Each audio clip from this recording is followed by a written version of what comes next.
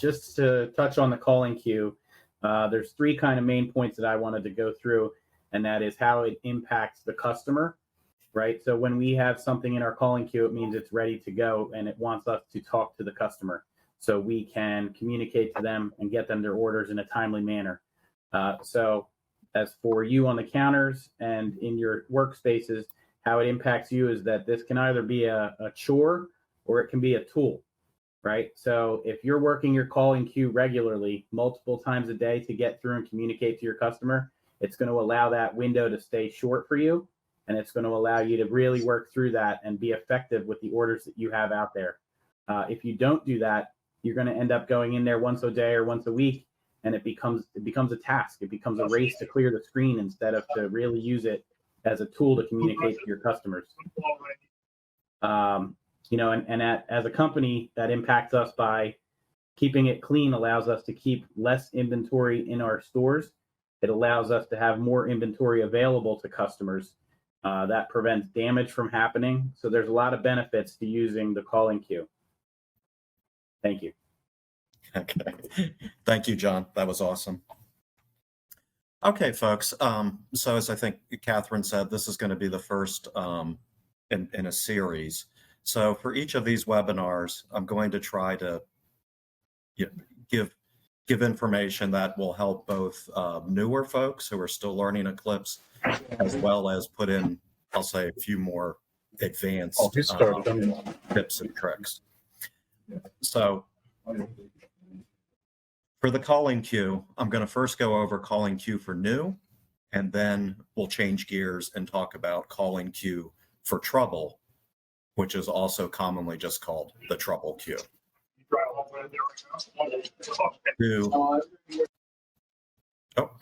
Thank you.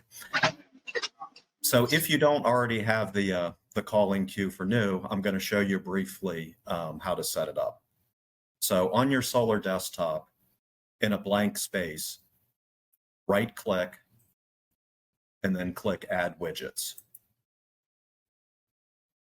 By the way, I'm on the training system, which is running a little slow this morning. Fingers crossed, hopefully not too slow. About the fourth or fifth option down is Customer Calling Queue. You'll choose that. For the title, for any widget, you can customize the title of it. I like to call this Calling Queue -new. You'll see in 5 or 6 minutes, we'll do the calling queue for trouble. So I like to have these named differently. I would go with the largest size option. You can play around with the widget background, which is the color, and the widget icon if you like. Branch, for most of us, is just going to be one branch that we work for. Leave the type as new items. For most of us, we're going to have ourselves as the writer. However, if you are a TM, then you might want to go with the option of leaving the writer blank, but putting yourself as the outside salesperson. And that way, you'll see all the orders for your assigned customers, regardless of who the writer was. But again, for most of us, we're just going to put ourselves as the writer. Over here on the right for credits, I would leave the option of include credits.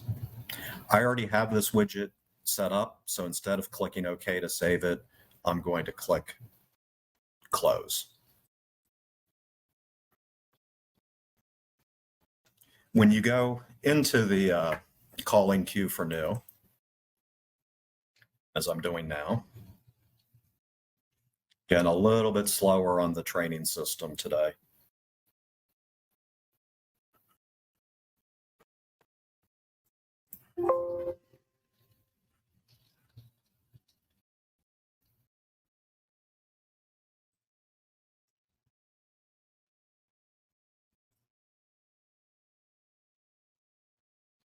I've been in here for about the past hour and it's been running reasonably well. Okay, good enough. So I only have 3 orders. These are just 3 examples. You know, I'm your Eclipse training guy. I do not write sales. for a living. So for most of you, you more typically might be seeing dozens of orders. I just created a couple of examples here. So like most screens in Eclipse, you're able to move the columns around if you'd rather see the columns in a different order. There are two default views you can play with, but really they're very similar. But as far as moving the columns around, if you'd rather, for example, see the phone number all the way at the end, you just click and drag. Just click and drag it around.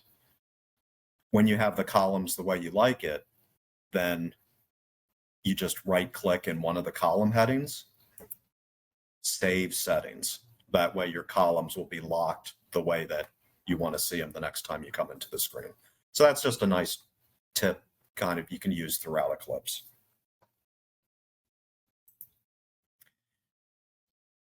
For the date, I would usually have this as today's date so that you're just seeing the orders that are complete through today. If you leave the date blank or put in a future date, then you will see some orders that are not complete. Yet maybe you'll want to do that occasionally, but generally I think just stick with today's date for the purpose of addressing complete orders that you want to get out to the customer. And that's really the intention of this, is to work your open orders to call, meaning actual phone call or email or text, or maybe even in person. And then for each order to go into it. And if the order is ready to go, then you can make it pick up now, get the order out the door.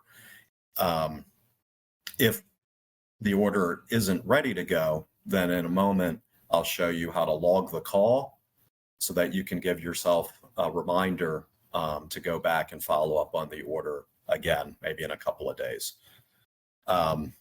So yeah, to go into any of the orders, you can just double click and it'll open up the order. But two other things that may come in handy. With an order selected, you can also do this view items if you don't want to go all the way into the order. So view items will show you the products that are on the order. And sure enough, I have two products and they're both ready to go. You can also jump into the header for a sales order. So as far as logging calls, you would select whichever order you wanted to log. And then in the upper left, click log call. So I would do this if, for example, I got a hold of the customer and he said, you know, Matt, I'm really not ready to go on this. Can we talk again on Friday? Sure. So I can log the call and put in Friday's date. The comments that I put in here will flow through to the change log on the order. Call him back with info on product.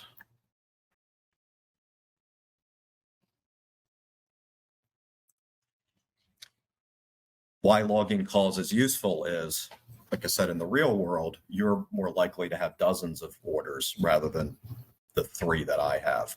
So since I log that call, if I click update, it will clear it out of my queue. The order is still there, but it's just clearing it out of this calling queue.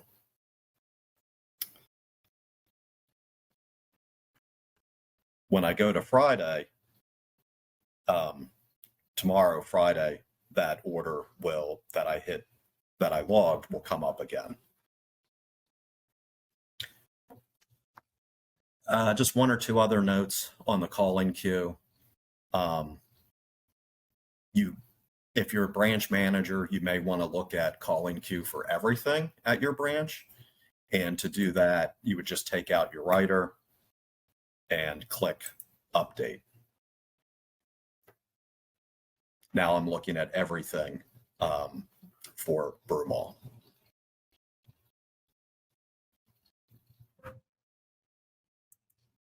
You could also, if you want to keep after or see all the open credits for your branch, again, blank out the writer. And this time you could go credits only and click update.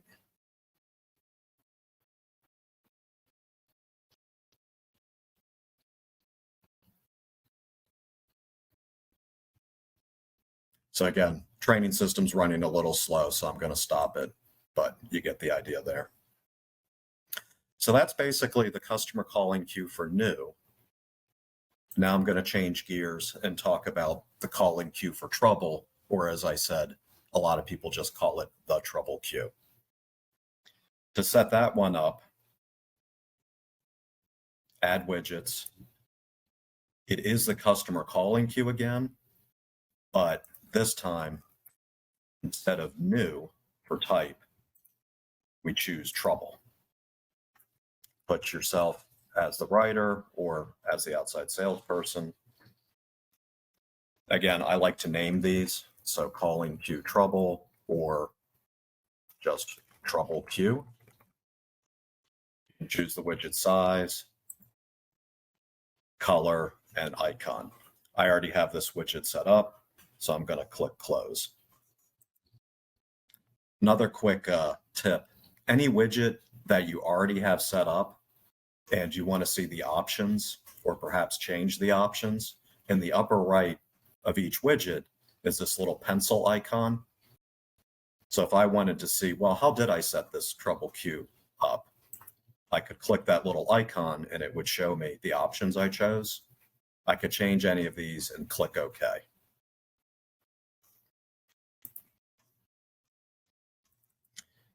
If I go into the trouble queue,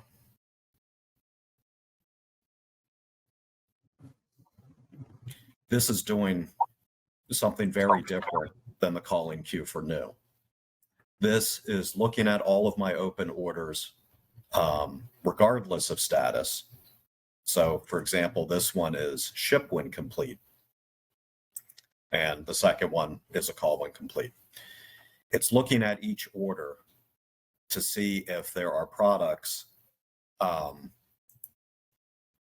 where the product won't be available in time to meet the customer ship date.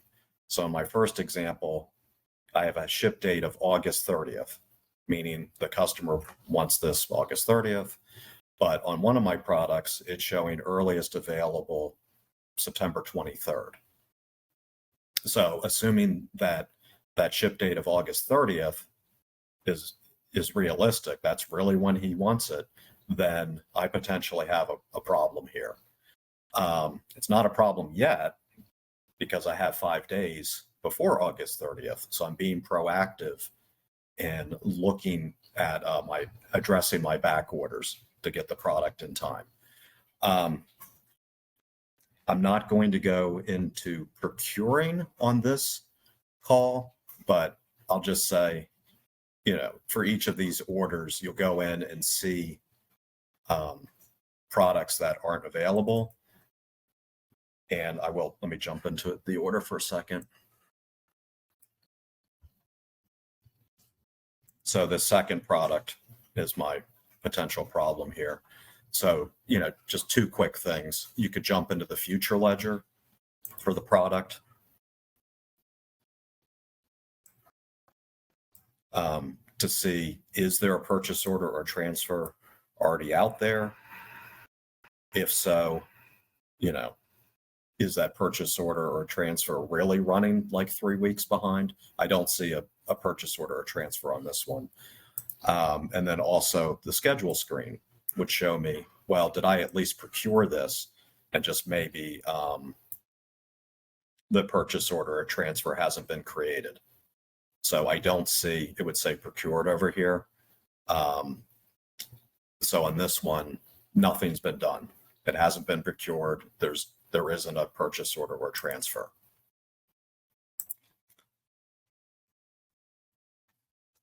So that's really the purpose of the trouble queue, is to proactively address sales orders with back orders to source the product for your customer. Again, I will say, this is predicated on the ship date being accurate. If in this example, maybe the customer really is okay if I can't get this product for a couple of weeks, in which case, you go into the sales order, change the ship date to when they're okay getting it, maybe later in September, then it would drop off of your trouble queue.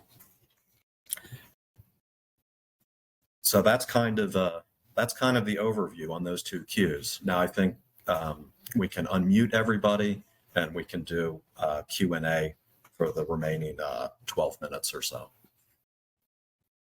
Okay, thanks, Matt. Maybe don't everybody unmute, but if you have a question, do feel free to unmute. Be bold if you've got things you're thinking about. Oh, on the trouble queue. I didn't explain that. So as I said, when you open it, it's comparing the ship date on each product to the earliest available date. When you set up the trouble queue, if you enter 3 as the trouble days, that gives a grace period of 3 days, meaning that the ship date and the earliest available date would have to be at least 3 days apart for it to pop into the trouble queue. So on mine, again, these are just examples I made up. On mine, I've got trouble days of 24 and 17. But whatever you enter for the trouble days is telling it how to do that calculation to decide what to show you in here.